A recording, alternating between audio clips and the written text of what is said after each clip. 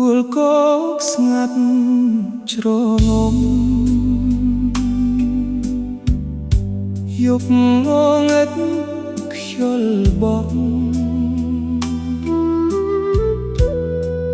រងំពំទុកខាដីនេះធ្លាប់ស្រស់ឥឡូវស្ងាត់ធ្លាប់មានឈាមហូរពេញវាល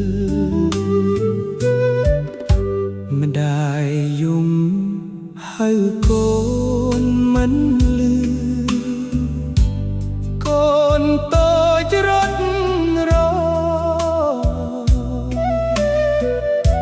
ម្ដាយបាត់កំពីនាំមកទួលនេះស្លាប់បាត់មិនបានលាគ្នាឲ្យទួលគប់ទួលកំក្រៃ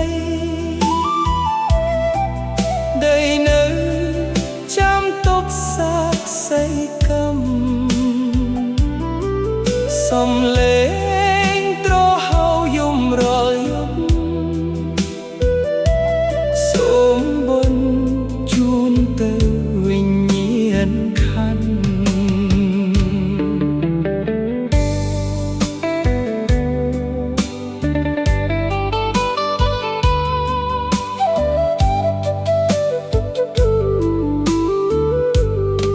ថ្ងៃនេះខ្ញុំមកពុតធូបសែងក្រុងដល់អ្នកបានស្លាប់សូមទៅ